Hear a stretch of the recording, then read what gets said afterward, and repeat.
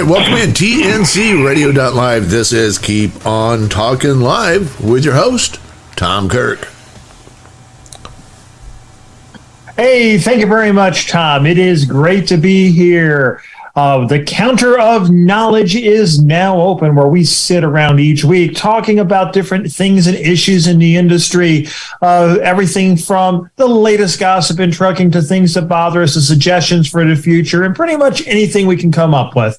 Just like those good old days back before the close of the truck stop restaurants in the pandemic, where we'd gather around and share thoughts and ideas and tell some stories, tall tales, but give some good advice and tips and opinions on a whole bunch of different things. And each week we gather here for an hour and do the same thing and try to really kind of support and help each other grow and have some fun and just have a great time while we're doing it.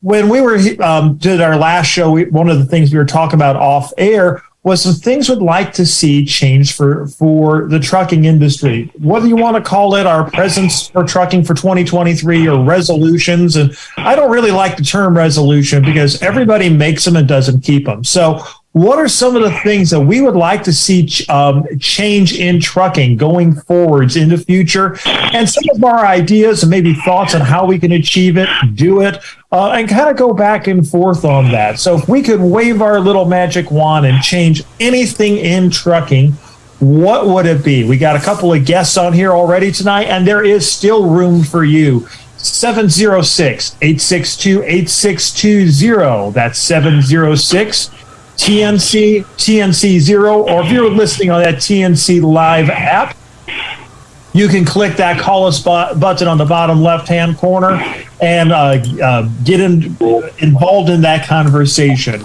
So, Bruce, Granny, we've got you guys on tonight. Bruce, let's start off with you. I know you said you had some ideas as to what you'd like to see change in trucking. What are some of your thoughts?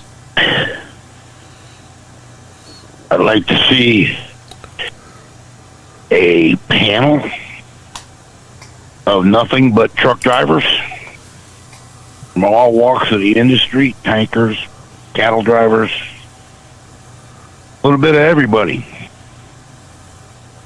and actually sit down with FMCSA and discuss all the bull that they're trying to push down our throats and actually show them how it doesn't work all the time.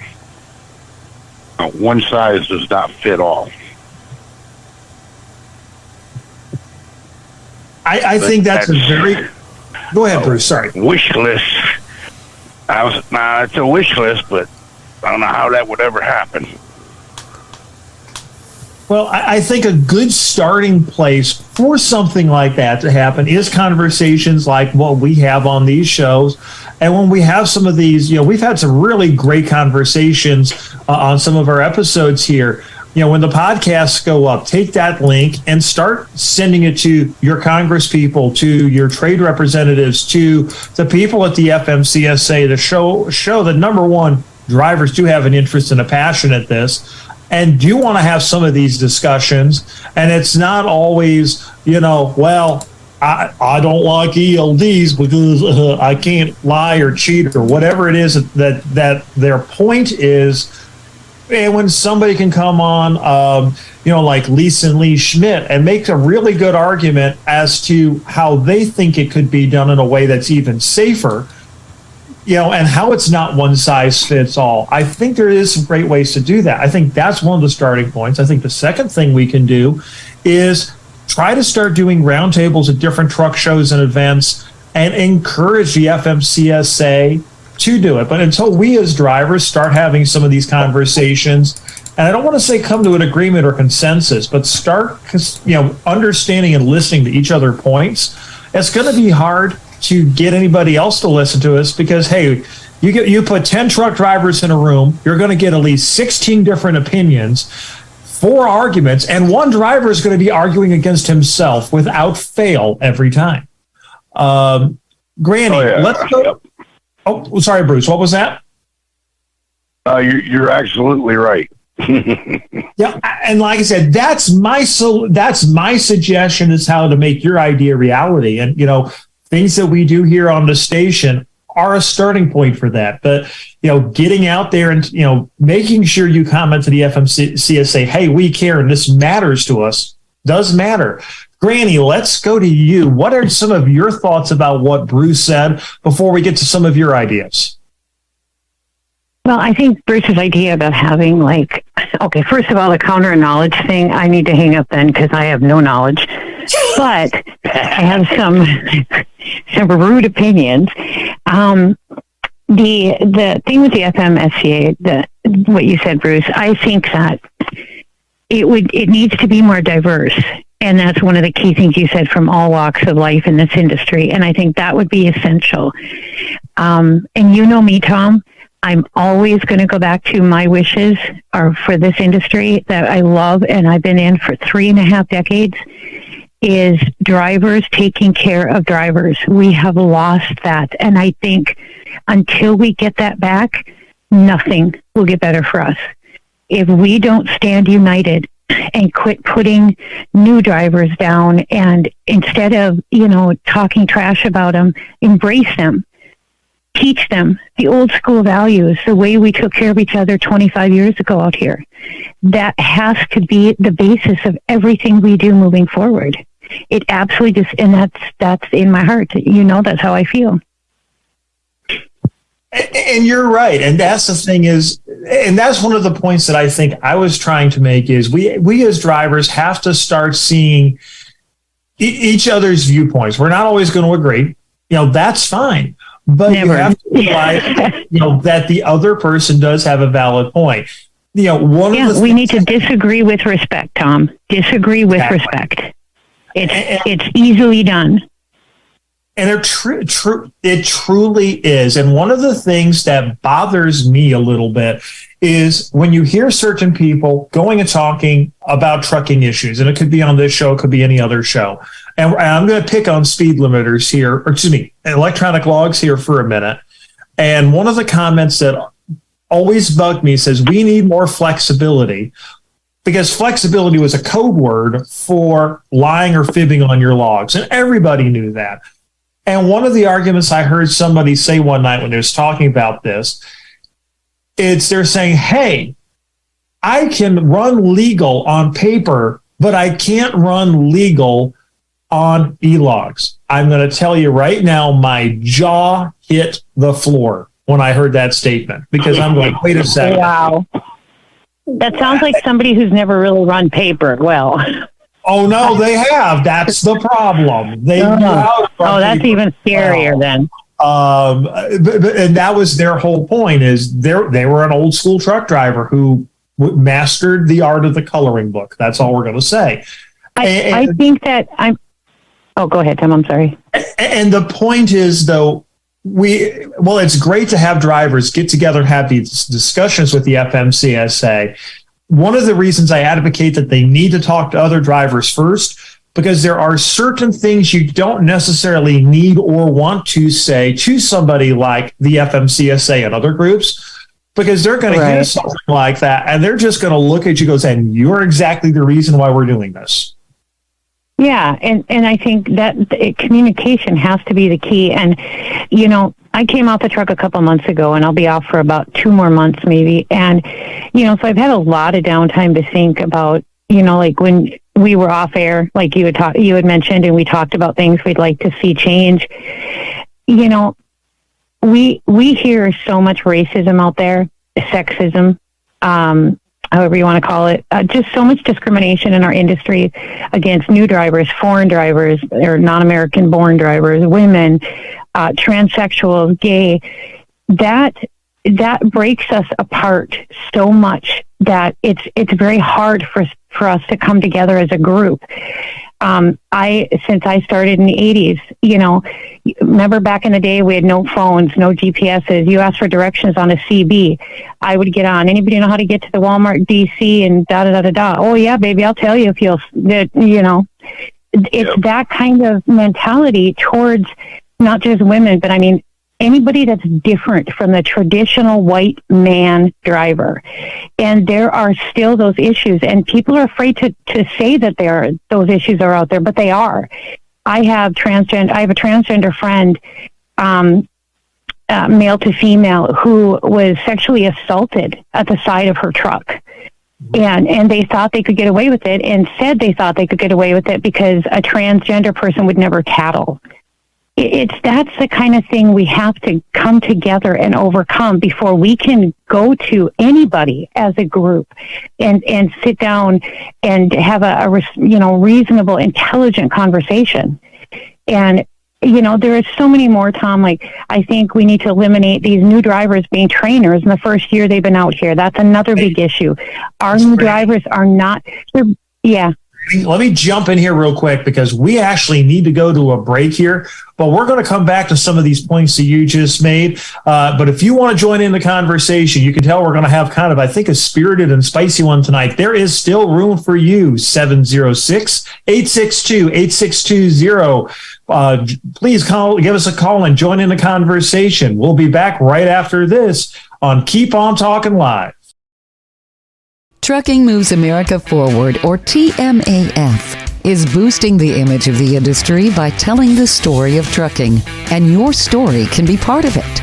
Upload a photo, tell us what you love about trucking, or send us a story about a good deed or charitable act in trucking. Be sure to follow us on social media and contact us through truckingmovesamerica.com. That's truckingmovesamerica.com. This infoblog on tncradio.live is brought to you by the Truckers Network at app.thetruckersnetwork.net. ISS score for truck drivers explained and how to find it. An inspection selection system score is called ISS score, was created by the Federal Motor Carrier Safety Administration, FMCSA, to help law enforcement officers determine if the truck should be inspected. The inspection selection system score is frequently used to determine if your truck will receive a bypass command or not. There is often confusion between the ISS score and the CSA score. While there's a correlation between the two, they're not the same thing. The CSA score identifies high-risk motor carriers. The score is based on the performance data of the driver. The ISS score uses a combination of different CSA categories known as Behavior Analysis and Safety Improvement Category. That's basics for short, to determine the carrier's overall inspection rating from 0 to 100. Similar to the CSA score, the lower, the better. What determines your ISS inspection value? Unsafe driving, hours of service, HOS, driver fitness, controlled substances and alcohol, vehicle maintenance and cargo, hazardous material. There are 3 different ISS ratings categories: inspect, optional, or pass. Inspect, 75 to 100. Optional, 50 to 74. Pass, 1 to 49. ISS scores can determine how often you'll get inspected. Although some roadside inspections are at random times, most will be as a result of a higher ISS score. How to find ISS score. The FMCSA has an online portal where carriers can log in to check their ISS scores. You'll log in using your DOT-issued PIN. From there, you'll see the company information section on the main screen. Next, click the blue button labeled Inspection Selection System Info. This info blog was brought to you by the Truckers Network at app.thetruckersnetwork.net. It's Truckers Life Radio from TFC Global with your host, Ron Frazier. Monday nights, 9 p.m. Eastern Time. Here we're helping drivers as they travel life's highway. I love that. The spiritual side, drivers face a lot out on the road. Truckers Life Radio digs in on the spiritual and moral questions that drivers face on a daily basis. You don't want to miss it. Every Monday night at 9 p.m. Eastern.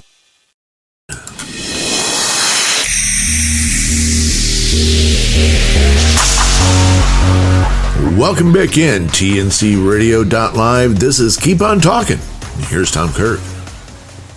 Hey, thank you very much, Tom. We are back here at the Counter of Knowledge, and we've been talking a little bit about things we'd like to see change in the trucking industry in 2023. And Granny had brought up a bunch of good points here. And I promised her after we came back from the break, would let her finish up. So, Granny, you had some more thoughts. Let's. What are some of the things you wanted to finish up on? I know you made some great points about how we need to come together more as an industry and worry less a little bit about a person's, what kind of a truck they drive or their gender or nationality or anything like that. And just remember, at the end of the day, we're all truckers. Yeah, and I agree. I know that a lot of people have issues with non-American drivers. The only issue I have with that is it's hard to communicate. But it doesn't mean just because you're not a certain old school, whatever trucker, we can't accept one another. The other point that I brought up that is passionate to me as a trainer is training. It really, our training system in the commercial vehicles is so screwed up. I had a kid hit me in a service plaza. I was asleep, and I actually had a student with me, and he hit me so hard that he knocked me and my student out of our bunks. She was on the upper bunk and hit the floor. And here he's been driving for 3 weeks, and his trainer, it was in the passenger seat, had been driving for 5 months. How the heck did we end up in this position?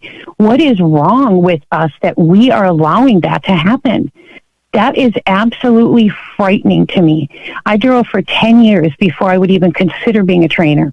And still, I still say if I don't learn something new all the time, I quit. I'm done. 35 years, and I still want to learn something every day. And how dare any company put a kid or whatever in a truck as a trainer with less than 5 years experience?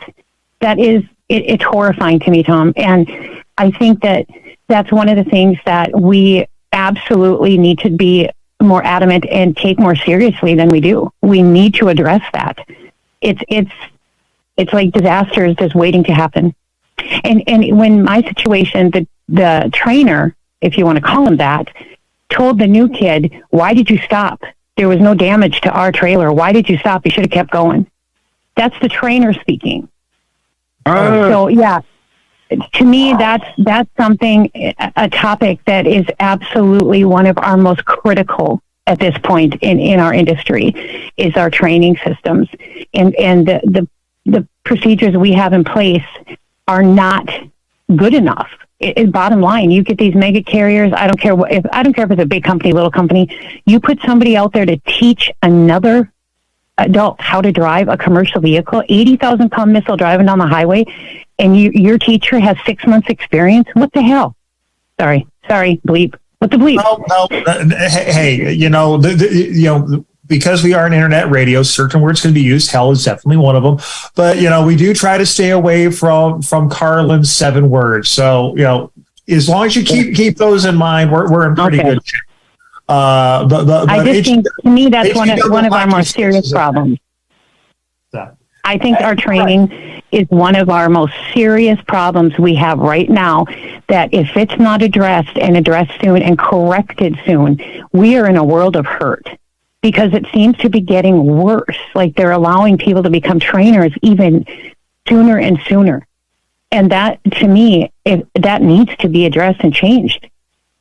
Theoretically, with some of the new training procedures and CDL procedures for getting your CDLs into certified schools and things like that, supposedly some of that has been addressed by the FMCSA. So this is the first thing that I'm going to pledge to you, Granny. I'm going to work on, whether it's from the FMCSA or a CDL school or a couple of resources, work on sometime over the next year, bringing on a couple of shows where we can directly talk about this and try to get somebody on, whether it's from the FMCSA or one of the major CDL schools, to talk about some of these concerns. And I might even be able to get somebody on from one of the training companies who may be willing to discuss some of this. And I'm going to throw him a little bit under the bus. He works at a different company now, but was actually the director, one of the safety directors of the company that I trained at. And when I know a new driver who's looking to be trained, I actually refer them to the company he's working for now, because I know that this gentleman runs a very tight ship and a very, wants things done a certain way when it comes to training. And I have a lot of respect for him in that respect. There's some things I don't agree with him on, But there's a lot of things that I think he does his best to make sure people learn the right way. So I have a lot of respect for that gentleman, and that's why I suggest the people for that particular company. So I'll see if maybe I can get him to agree to come on some night and have a discussion. But that's something we can do on that. But one of the things is, and I think I may have mentioned this on the show, but if not, I'm going to come out of the closet, so to speak, tonight. Back in late October, early November, after 17 years, I've stepped out of the truck to an office position, and I'm doing recruiting and a whole bunch of office stuff for driver relations and improvement and things like that over at IPI Security Transport. But one of the things that we've been talking about over the last several weeks and months is, can we bring in a new trainee? Because we've got some really experienced drivers who would make great teachers and mentors. And we have some people who would love to come in fresh out of school. And at the end of the day, the problem for us is insurance. The insurance company will not let us become a training company and has made it almost impossible for these smaller carriers or very good owner operators to train people, which pretty much leaves us with the mega fleets or the companies that can afford to self-insure. So when you look at it from that perspective, there's a huge training pool that's being reduced because a lot of drivers, for a variety of reasons, may not want to work for a mega fleet. Because they don't want to be a number. They want to be a name. There's certain benefits that they feel they get in a small company versus a large company. And yes, you do have some experienced drivers who do prefer being at the larger companies, whether they choose to train or not. But either it's because they've been there for a while, so they know how the system works and they can make it work, or they just like it for whatever series of reasons. There's nothing wrong with a large company if that is what works for you. So, but the problem is we're seeing a lot of these experienced drivers not want to train anymore. And some of it is because the trainees have developed a bit of an attitude. I know one time I was at a company and I was listening to some of the trainees, and they were almost bragging about how they were getting their trainees and their trainers in trouble for different things. It was almost like a badge of honor. How many trainers could they go through before they got their certification to go out solo? It was like, that's really? Why I quit training. My last student. Yep. And that's I'm hearing that more and more from experienced trainers. Yep. And when you have experienced trainers quit, that's why they're going to people with less and less experience, in my opinion. How does that change? My last student did that, that's why I completely quit training. Hey, Bruce, I came up with a solution or maybe not a solution, but a suggestion on ways we can work on your problem. I'm going to throw you under the bus on this one. Terry and I have thrown out an issue here is, what would be your suggestion for trying to improve the training situation, or at least getting these more experienced drivers to remain? And we've got about 2 minutes before a break. So if you don't have enough time to finish, we can always come back to you here after our next break. I'm going to say goodbye right now and let him go. I have a funeral I have to travel tonight all night. So I'm going to say goodbye. Thanks. Nice to talk to you again, Bruce. All right. You be safe. Getting out Thanks there. for having me, Tom. Hey, Granny, thanks. You're welcome as always. And thanks so much for coming in. On behalf of everybody here at TNC Radio and the Keep On Talking family, our condolences for your loss. Definitely be safe out there as you go to that funeral. Thank you. All right, guys. Have a good night. Thank you. Bye. So Bruce, what are some of, we got about a minute here. So I'm going to do it this way.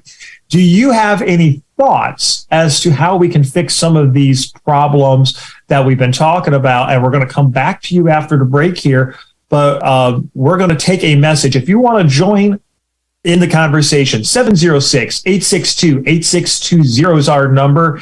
There's still room for you. We've got some great conversation going tonight. So join in here about what your thoughts are, some of the issues in the industry and how we can maybe fix them. Definitely brought up a bunch of issues, and I'm sure we're going to have some more before the end of the show. So we'll be back right after these messages. Keep your ears on. Hey drivers, did you hear music on TNCRadio.live that you really liked? Or maybe you heard us interview an author of a book you'd like to read or listen to. You can get the books, music, and other products you hear about by going to our website at www.tncradio.live and clicking on the shopping cart.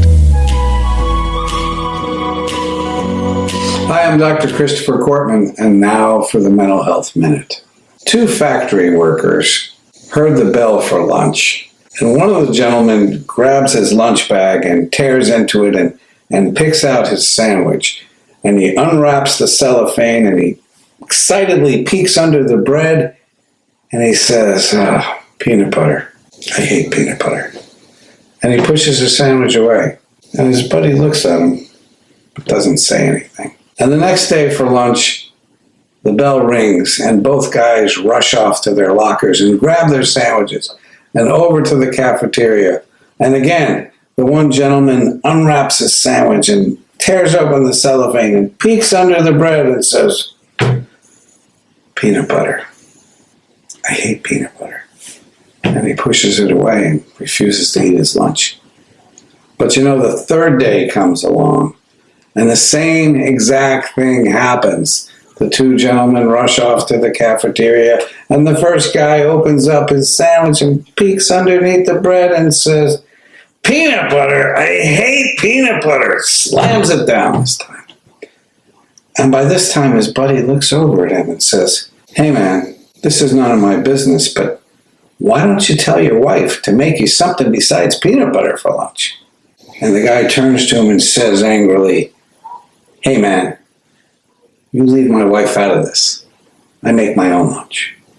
The point of this joke is that there's a saboteur that lives within us, someone who sabotages what we're trying to accomplish in life. And while I wouldn't necessarily make myself a sandwich that I don't like, I might talk myself out of asking for a raise, or I might discourage myself from going out for the cheerleader squad, or I might tell myself it's not worth trying to ask this girl out because she's way out of my league.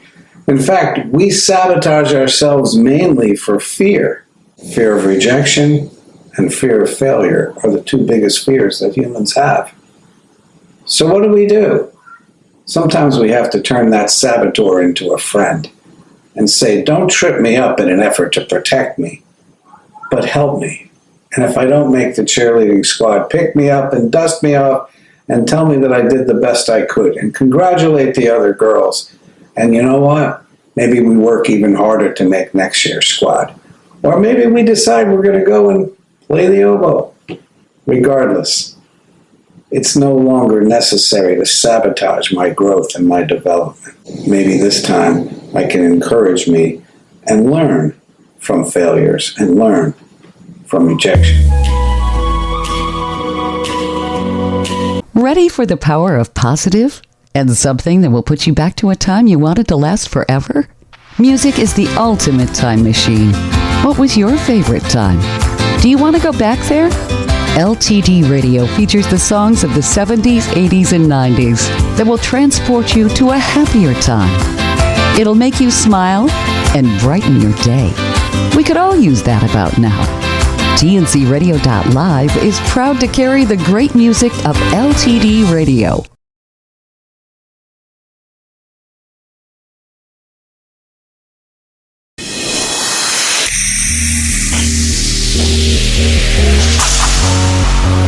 All right, welcome back in TNCRadio.live. It's Wednesday night, so we're live with Keep On Talking, and here's Tom Kurt.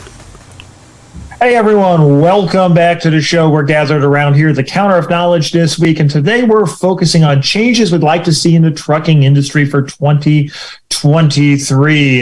Granny had to step out. She's got some business she had to take care of, but Bruce and I are still here, but we've got room for you, 706-862-8620. And Bruce, in the last segment there, Granny raised a couple of good points that I know you've got to have an opinion on, but a lot of it had to do with the training of drivers, entry-level training, the lack of experience of more and more of the trainers that we're seeing coming into the industry, and really a whole variety of topics. So I know you've got some thoughts on this. What are some of the things that you're thinking of, and maybe some solutions that you have to this? issue of ways we can get the more experienced drivers once again teaching and mentoring? Well, one, we got to get, they start in the schools, okay? And it's hard to get this through their heads. You want to get your CDL. What do you want to do? Because over the road, like you and I run, or you used to run, but I run, I'm going 3-4 weeks at a time. So they need to be, if you're going to be an over-the-road driver, then you should go to an over-the-road company that trains people out of school and really stay out there and go through try to go through all 4 seasons. Hard to go through all 4 seasons, but instead of 6 weeks, maybe do 10 weeks. Get them in the mountains. Get them out in the desert. Get them all over the country. And then go from there. Now, if they want to do local, okay, you need to find companies, local companies, that will hire a student and train them their local work. Like, there's one company, I'm not going to mention no names, but we all know them. It's a freight company, non-union freight company, but they have their own school. They help them get their license. They help them get their endorsements. They train them. And they put them with a city driver.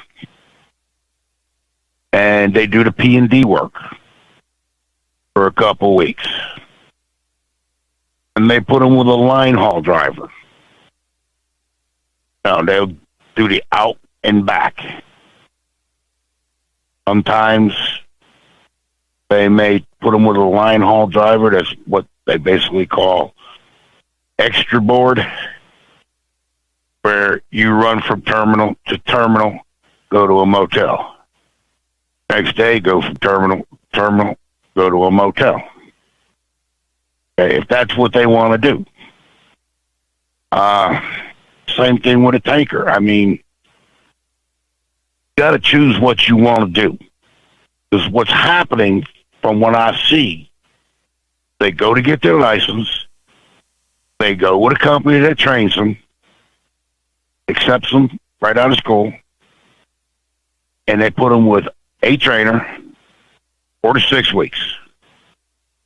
And they put them by themselves. And then it's like, well, I don't really know if I'm going to like this, blah, blah, blah. They start job hopping.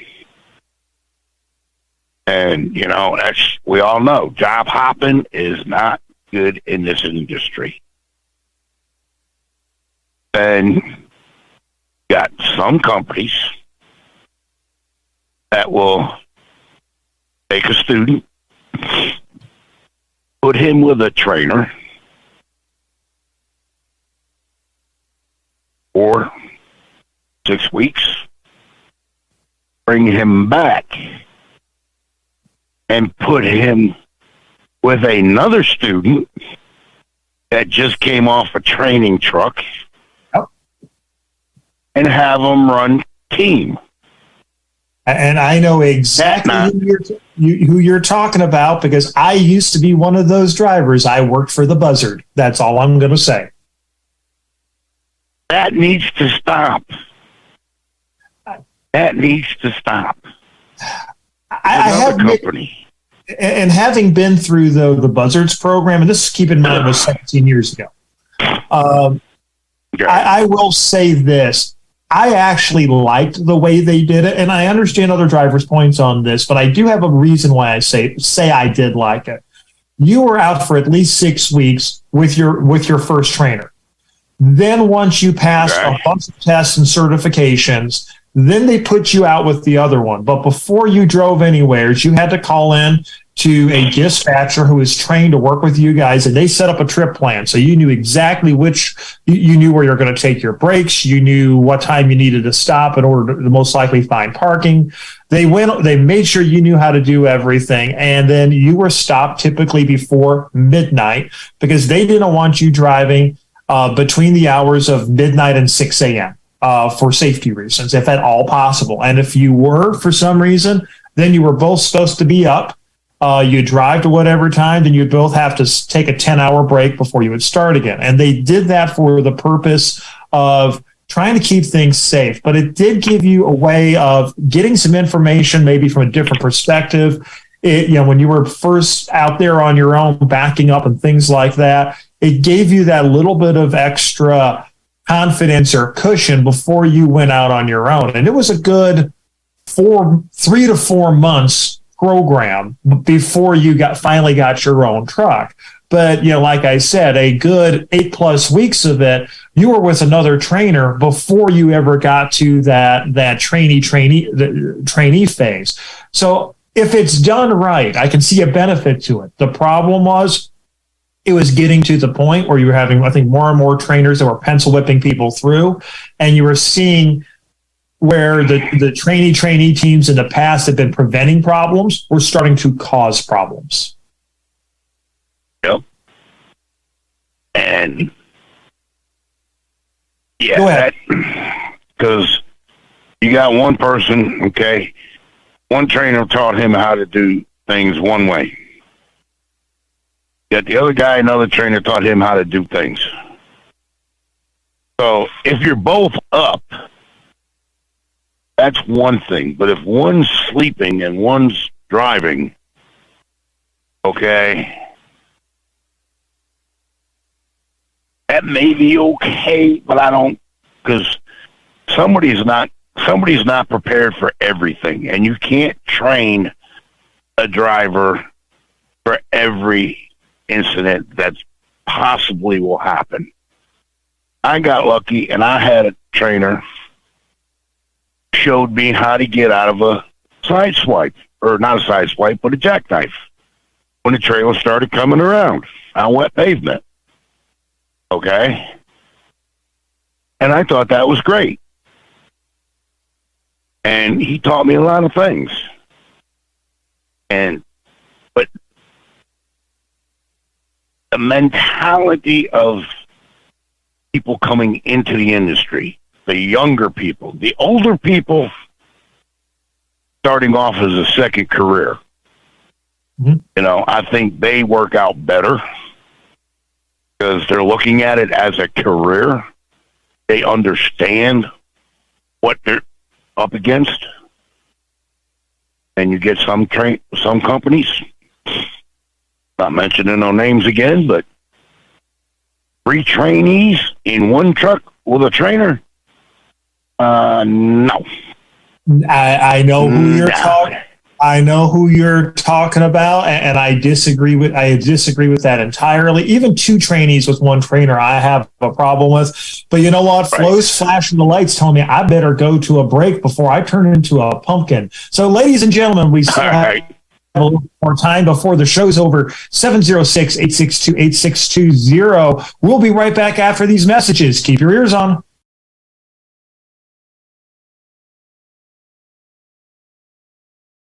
The Hotshot Secret Facebook page gets a lot of robust Q&A about diesel problems and their solutions. We listen to our customers. Here are their words straight from their mouths about Hotshot Secret Everyday Diesel Treatment. Our fans call it EDT. I'm John Sharp, a.k.a. Jay Sharp from Newburgh, Pennsylvania.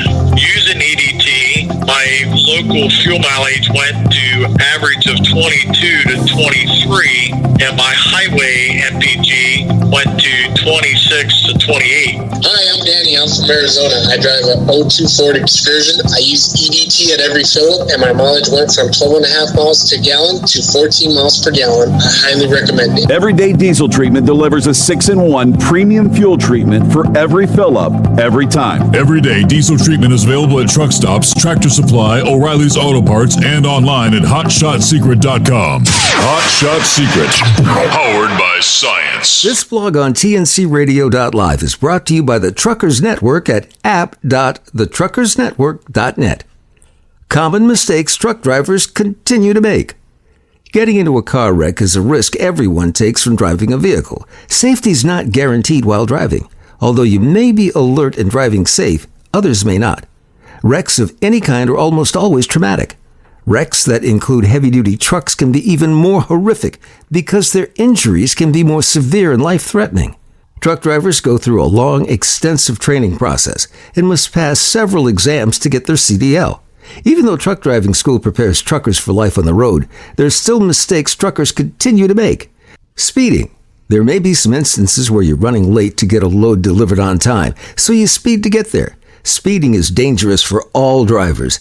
Going over the speed limit is not only illegal, it's risky and can lead to injuries or even death. Avoid speeding at any time. It's better to arrive late than risking your life and others. Rollover.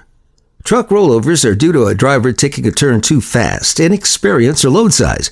Rollovers tend to happen when drivers get too comfortable behind the wheel and forget to take extra precautions while driving. Remember to always pay attention and be aware of what you're hauling.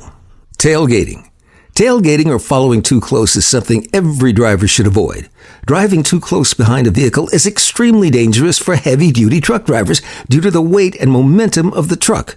Keep your distance while driving. There should be at least 3 seconds between each vehicle on the road. Driving while tired. Sleep is very important for the overall well-being and safety of a truck driver. Due to the long hauls, truckers rarely get the recommended 8 hours of sleep every night. Truck drivers can drive up to 11 hours a day for 7 consecutive days. Drivers who fail to follow these guidelines put their lives and others at risk. Blind spots. Semi-trucks are notorious for their blind spots. Most blind spots are due to the inability to see when looking through a rear view or side mirror. Truckers must always be aware of their blind spots while driving. Failing to do so can result in serious injuries. Distracted driving. It's hard not to get distracted on the road when driving for 11 hours a day. Common distractions are eating while driving, looking at the GPS, texting and talking on the phone. Truck drivers should avoid texting and driving at all times. They should also consider investing in a headset to use when talking on the phone while driving. Weather conditions. When the weather changes, drivers need to adjust their speed and distance between other cars. Driving too fast and close in the rain or snow can result in a severe accident. There may be times when it's not safe to drive even after reducing the speed. Make sure to never drive when you feel uncertain of the weather conditions. This blog was brought to you by the Truckers Network at app.thetruckersnetwork.net. The St. Christopher Truckers Relief Fund is excited to once again offer its diabetes prevention program. This free CDC-approved year-long program begins January 10th, 2023, with live webinars focusing on nutrition, movement, stress management, sleep, and more. Sponsored by Southern Recipe, this program is for those at risk, not already diagnosed with diabetes. Visit our website at truckersfund.org. Take the risk assessment located under the Health and Wellness tab and register today.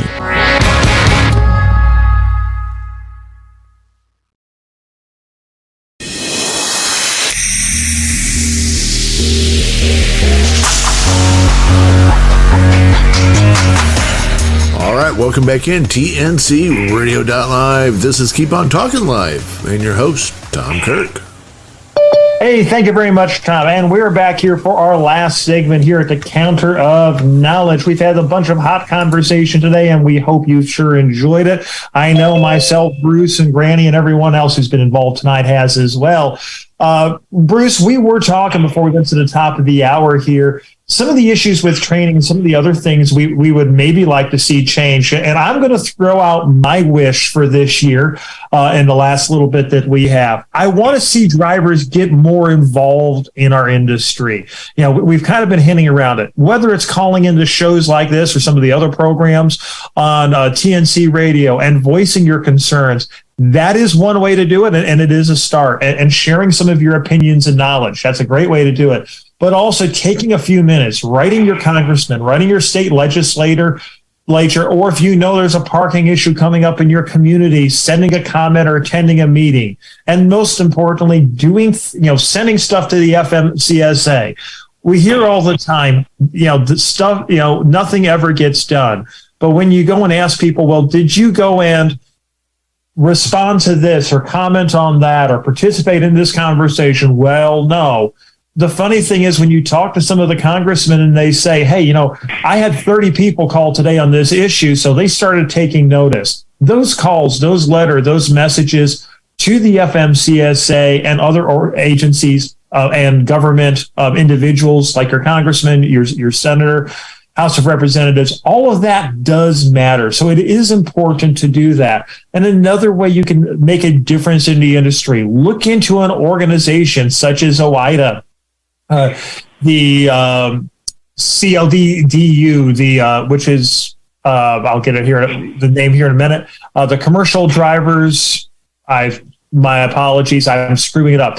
CDL Drivers Unlimited. I'll get it right here. And then there's NADA. So there's a bunch of groups out there. So if you say, hey, I don't like this group or I don't like this group, research them. There's more and more groups out here that are working to represent drivers. Find the one that works for you and that you think represents your viewpoint. You're not going to agree with everybody on everything. Hey, Bruce and I are great friends, and even him and I don't agree all the time. Well, except on one thing, he's smarter than I am and better looking too. But that's a whole other conversation. But the point is you're not going to always agree with somebody on something. But if you don't participate, we're never going to make any changes on this. Bruce, I know we've got just a few more minutes here left before we got to go. Is there any other things that you would like to see change going forwards here in the industry? Well, I'm going to comment on what you said. Excuse me. That is very important. I remember, going back quite a few years, and it was a morning trucking show on Sirius, or at that point, I think it was XM radio. And there was a big topic going on up in Washington. They were talking about it on the radio. Well, the switchboard called the radio station and said, please, dear listeners, to stop calling. There's so many calls, they actually shut the phone board down. They jammed it. So, yes, they got their point across that day. So it can be done. And you know what, for drivers as bored, and I hate to cut you off here, Bruce, but we are getting near the end of the show. But for drivers as bored as we are, as we get a lot of times, it takes just a couple of minutes to look that up. And most drivers do like to talk. So just call and be polite, be respectful. Don't call them names. Don't try to avoid 4-letter words and things of that nature. Be polite, be respectful, give them your opinion and why you think it's important. Because at the end of the day, you're one of their constituents. Their job is to represent you. If they don't know what your opinion is, they can't do their job. And my apologies. It's the NADRA. I got the initials wrong there. That's one of the other driver groups out there. But we are coming to the end of the show. We've got some more great lineups here on TNCradio.live. We've got Larry and Angie Baum up next with Taillights, where they bring in different guests to talk about a variety of topics, ranging from different things that are going on in the industry, stories from the road. Great show that I'm sure you're going to like, and they always have a bunch of great guests. Then after that is Anderson and Banker. No, they are not stockbrokers. They're our very own sports radio show with Clutch Time Sports, a driver-focused sports radio show. And I'm going to say I think it's the only sports show that is geared, pun intended, to drivers. So we've got some more great content up here coming up on tncradio.live tonight. We're going to be back here next week as well with another great episode. I may take a look at some of the topics we talked about tonight and go more in depth into one or two of them next week, or I might even pull up another topic. So keep an eye on social media. You can find me at Tom Kirk, kind of easy to find on Facebook, as well as posts on the TNC Radio that live Facebook page. So we'll have some great topics next week as well. Anyways, everyone, stay safe out there. Remember, get involved. It does matter. Your opinions, if you want to see change in this industry, your voice, your opinions matter. Be kind to each other. As Granny said, that can make a huge difference and go a long ways. We're at the end of the day, we're all brother and sister truck drivers. So, go out there, shake a hand, make a friend, to quote Bill Weaver. We'll see you all next week here on the radio. Flo's telling me our time's up and we got to get out of the kitchen and away from the counter of knowledge. Thank you all for joining. We'll see you here next week, and keep your ears on to TNCradio.live.